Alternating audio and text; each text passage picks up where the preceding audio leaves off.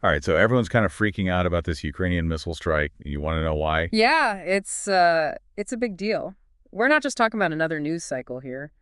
This has the potential to really shift things globally. It really does feel like things are escalating quickly. Yeah. So let's break it down. Start with the basics. What happened? Okay, so the big thing is the timing. Right. We've got the war obviously dragging on, and then you've got the US election right around the corner. Right. And then this missile strike just throws everything into overdrive. Exactly. And it's not just any missile strike. We're talking about Ukraine using those ATCMS missiles, the ones the US has been hesitant to give them. Ones Russia's been warning about. Yeah. Exactly. And they use them to hit a target inside Russia, which is a first. Yeah, in the Bryansk region, right? Right, Bryansk. Yeah. And that's important. It's not some random military base deep inside Russia. This is a border region. It's a direct challenge. Okay, so that's got to have Russia on edge. What was their response? Well, on the one hand, they did what you'd expect, tried to downplay the damage, claimed they intercepted most of the missiles, said there were no casualties. But I'm guessing that's not the whole story. Oh, no. The real response came in the form of Putin updating their nuclear doctrine. Okay, now that's what has everyone worried. Didn't he basically say Russia's more likely to use nukes now? He did, and the language they used is deliberately vague, which is arguably even more unsettling. So what are they actually saying? Basically, they're saying that even a conventional attack could justify a nuclear response if they perceive it as an existential threat. And if it's backed by a nuclear power, it's clearly aimed at the U.S. support for Ukraine. So it's a threat wrapped in a warning. Back off or things could get really bad. No wonder the world's nervous. The financial markets definitely took notice. You know, those safe haven assets, gold, government bonds. The things people invest in when they're scared. Exactly. Those all surged in value as soon as the news hit. Classic sign of global anxiety. And this all comes right as the war hits its 1,000th day. Yeah, a grim milestone. A reminder of just how long this has been going on and how much is at stake. There's been talk that even some of Ukraine's allies are starting to push for negotiations. There's definitely a sense that this can't go on forever, which puts Zelensky in a really tough spot. He's made promises to his people about not giving up land, but he's also got allies worried about things spiraling out of control. And then there's that speech he gave the same day as the strike. To the Ukrainian parliament, Right. Yeah. He was all about national unity and defending their territory, but he never actually mentioned the missiles or the U.S. role. Seemed pretty deliberate. Oh, absolutely. Yeah. By not mentioning it directly, he leaves room for interpretation, maybe trying to avoid further provoking Russia while still projecting strength. It's a delicate balance. And then you've got the G20 summit happening in Brazil. With neither Zelensky nor Putin in attendance. A missed opportunity for dialogue, to put it mildly. It highlights the level of distrust. Without direct communication, the risk of miscalculation just keeps going up. Okay, so to recap, we've got Ukraine using U.S. missiles on Russian soil, a major escalation, and we've got Russia responding with this updated nuclear doctrine that's basically saying, we're not bluffing. And all this against the backdrop of a war that's dragging on with no clear end in sight and growing pressure for some kind of negotiated peace. So where do we even go from here? This feels like it could go in 100 different directions. To understand that, we need to look closer at this nuclear doctrine thing, what it actually means and how it's changed. All right, let's unpack that. What exactly are we talking about when we say nuclear doctrine? Is this something new? Well, Russia's had a nuclear doctrine for a long time. It's been evolving for decades. But the core idea is deterrence. Deterrence. So like making sure no one wants to attack them because of the consequences. Exactly. It's built on the concept of mutually assured destruction. The idea that if someone launches a nuclear attack against Russia, they will retaliate. So the horror of that outcome is supposed to prevent anyone from even thinking about a first strike. Exactly. But the thing is, Russia's been expanding the circumstances under which they might use these weapons. Meaning it's not just about nukes anymore. Right. They're including situations where they perceive a conventional attack as a threat to the existence of Russia as a state. And that's where this latest update comes in. Yes. Now they're basically saying that even conventional attacks by non-nuclear states could justify a nuclear response if those attacks are backed by nuclear powers. So it's a direct shot at the U.S. support for Ukraine. Absolutely. They're trying to muddy the waters, make it unclear where the line is, so everyone hesitates to help Ukraine. So it's all a mind game, a way to use fear and uncertainty to achieve their goals. Very much so. They're trying to paralyze decision-making in the West. Wow. Okay, this is getting pretty heavy. But I think I'm starting to see the bigger picture. This isn't just about one missile strike. It's about Russia trying to redraw the lines, sending a message that they're willing to raise the stakes higher than anyone expected. Exactly. And that's what makes this so dangerous. It's a game of brinkmanship with potentially catastrophic consequences. So we've talked about the strike, the doctrine, the global reaction. Where do we go from here? What are the possible outcomes? That's the million-dollar question. To answer it, we need to look at the players involved, their motivations, and the forces at play globally. Okay, so let's shift gears and talk about the key players, starting with Zelensky. He's got to be feeling the pressure right now. Absolutely. He's caught between this rock and a hard place. On the one hand, he's got his allies, particularly in the West, pushing for negotiations. Right, no one wants to see this escalate further. But on the other hand, Zelensky's made it clear he's not giving up Ukrainian territory. Exactly. He's made promises to his people, and he can't appear weak. But at the same time, continuing to fight indefinitely isn't really an option either. So how does he navigate this? What are his options? It's a tightrope walk. To understand his potential moves, we have to look at what he's said and done. Let's start with that speech to Parliament on the day of the missile strike. Right, he talked about unity and defiance, but never actually mentioned this strike itself. It was very calculated. You could interpret that silence in a few ways. Maybe it was a way to acknowledge the risks of escalating further. Like saying, we did what we had to do, but we're not looking for a bigger fight. Possibly. But at the same time, he was very firm in his commitment to defending Ukrainian territory.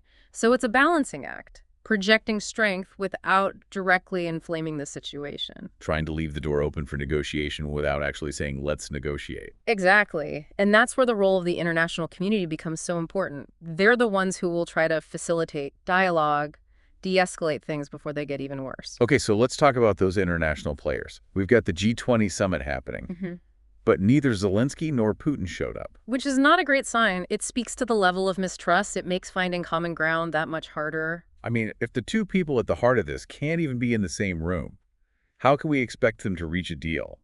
What role can the rest of the world play? Well, it's not going to be easy, but there are a few things they can do. It's a multi-pronged approach. You've got diplomacy, back-channel negotiations, maybe involving neutral third parties. Trying to build some trust, find some common ground. Exactly. And then you've got economic and political pressure. Sanctions are already in place, but they could be intensified.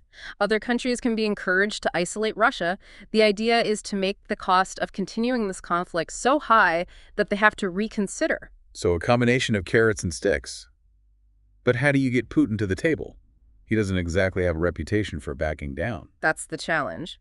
But remember, even the most powerful leaders are influenced by the world around them. If the pressure becomes too great, if their allies start to waver, even Putin might have to rethink his strategy. And then there's the wild card of the U.S. election. Yeah. A new administration could change everything. Absolutely. The U.S. is a major player in this. Their policies have a huge impact. A change in leadership could lead to either further escalation or new opportunities for diplomacy. It's a huge unknown. So we've got this incredibly complex situation with so many actors and motivations and potential outcomes. But let's bring it back to the listener. What's the key takeaway here? I think the main thing to understand is that we're at a critical juncture. The decisions made in the coming weeks and months will have profound consequences, not just for Ukraine and Russia, but for the whole world. The stakes are incredibly high, and the potential for things to go very wrong is very real. So what can we as individuals even do in a situation like this? Stay informed, engage in constructive dialogue, and never lose sight of the human cost of this conflict. Remember, behind the headlines, the politics, there are real people whose lives are being shattered. It's easy to get lost in the abstract discussions, but we can't forget about the individuals caught in the crossfire. Exactly. And as we navigate these uncertain times, let's remember that peace is not passive. It's something we have to actively work towards every single day.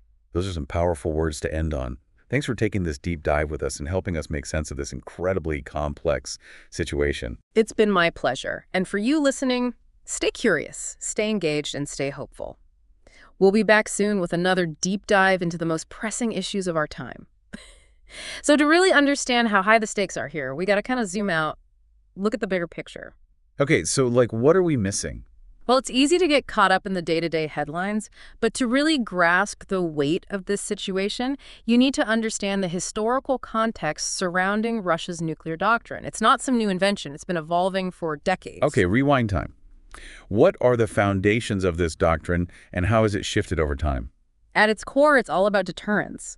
The idea is to project such overwhelming force, in this case nuclear weapons, that any potential adversary, especially the US and its NATO allies, thinks twice before even considering an attack. It's the classic mutually assured destruction scenario, a term you might have heard before. Yeah, that doesn't exactly sound like a comforting strategy. Okay. So someone nukes Russia or Russia nukes them back and everyone loses. Is that the gist? It's a bit more nuanced than that, but essentially yes. The horrifying potential consequences are meant to be a deterrent in themselves, but the problem is that over time, Russia has expanded the circumstances under which they might actually use these weapons.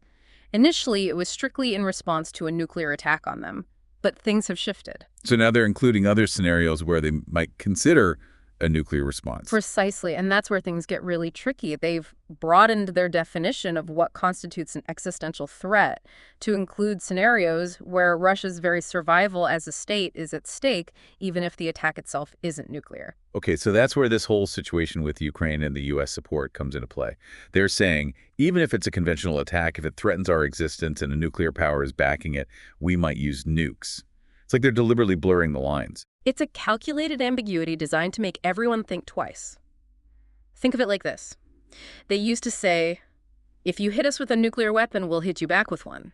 Now they're adding, if you hit us with a conventional weapon that's strong enough and a nuclear power like the US is helping you, we might consider that the same as you nuking us directly. So it's a mind game as much as anything else. Sure. They're trying to sow fear and doubt to achieve their political goals. Precisely.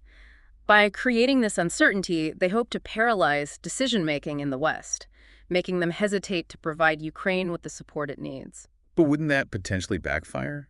I mean, wouldn't that kind of rhetoric just push the U.S. and its allies further into supporting Ukraine out of fear of being bullied? That's the gamble Russia is taking. They're betting that the fear of escalation, the sheer terror of a potential nuclear conflict, will be enough to outweigh any other considerations. But this isn't just some abstract debate, is it? I mean, we're talking about real weapons, real consequences. Can you break down the types of nuclear weapons Russia has and how this doctrine might apply to them? Of course.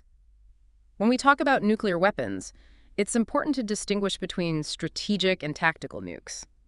Strategic weapons are the big ones, the city destroyers with massive explosive power meant for long-range targets.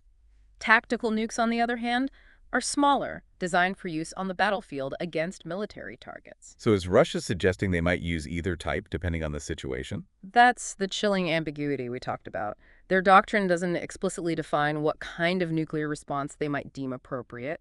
It leaves open the possibility of using either strategic or tactical weapons depending on their assessment of the threat. And to make things even more complicated, we've got this change in U.S. administration looming on the horizon. How might that impact this whole situation?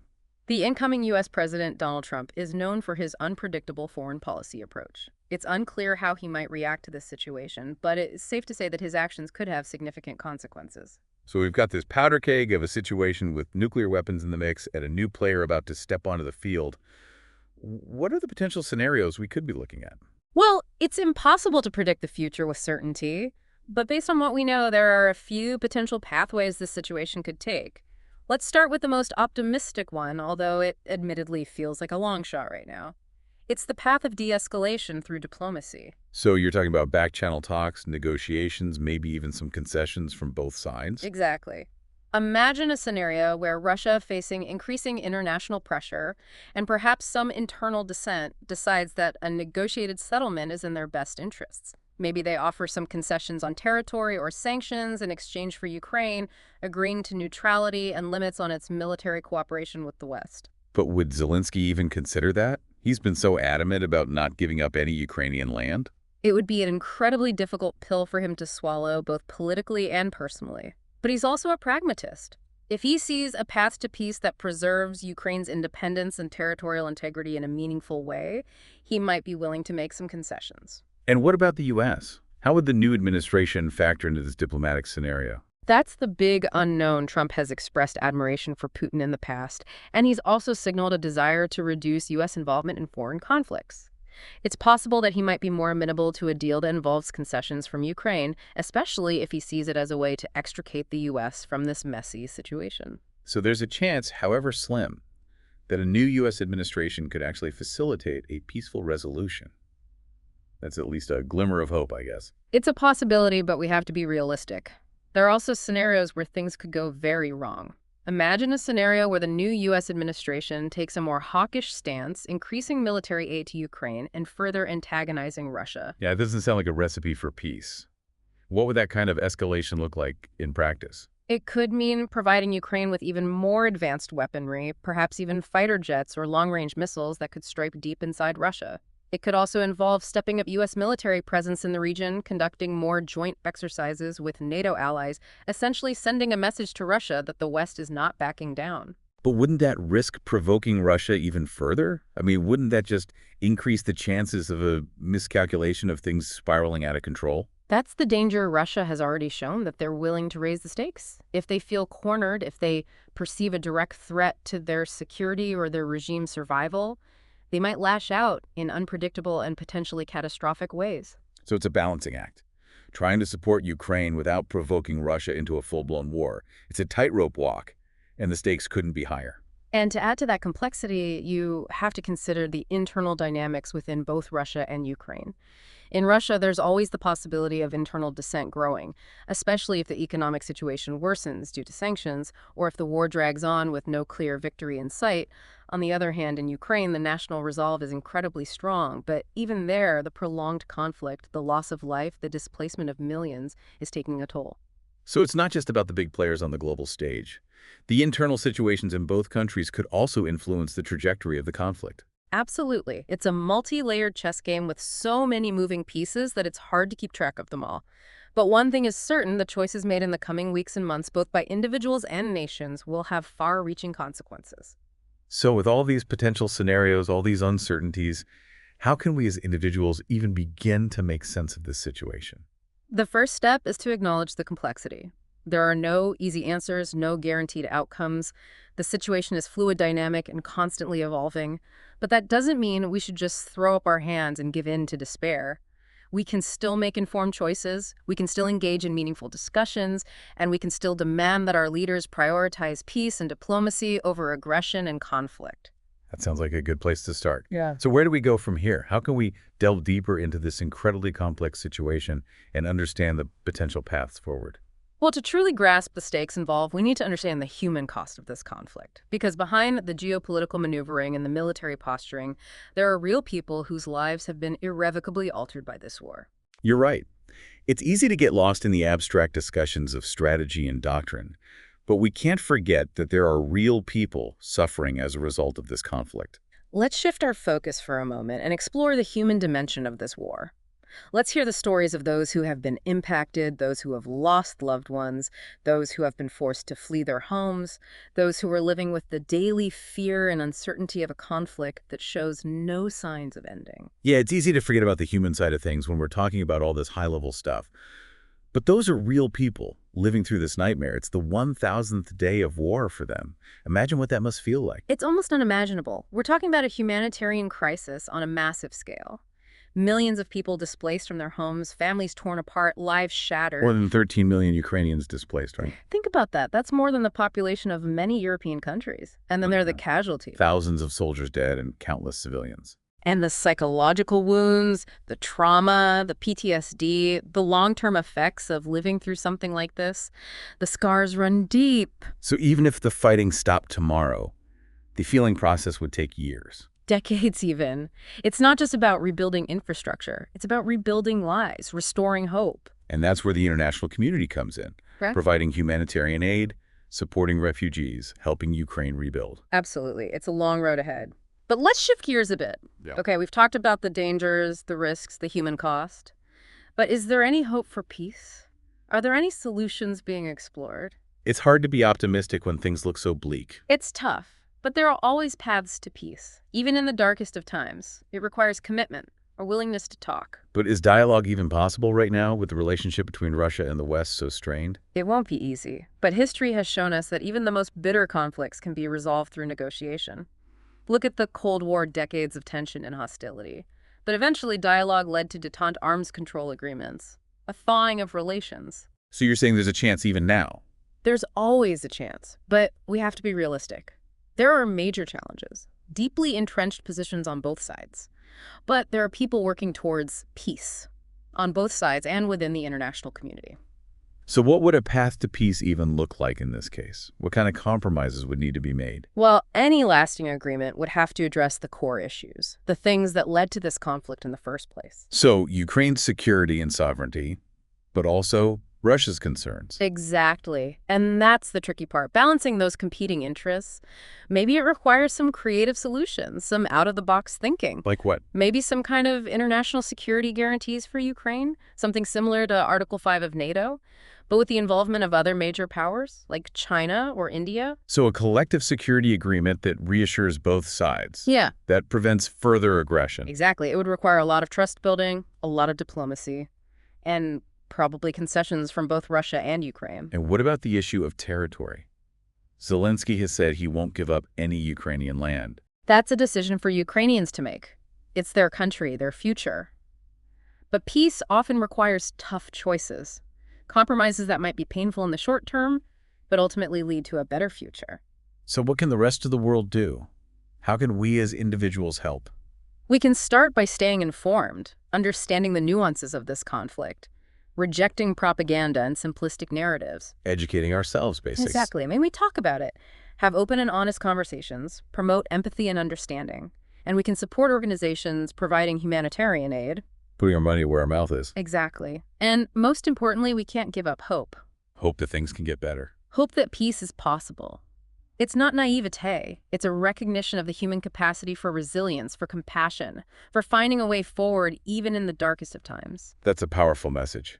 Thank you for sharing your expertise with us today. It's been a truly enlightening conversation. It's been my pleasure. And remember, the pursuit of peace is a journey, not a destination. It requires our constant attention and effort. And to you listening, thank you for joining us on this deep dive. Stay informed, stay engaged, and stay hopeful. We'll be back soon with another exploration of the issues shaping our world.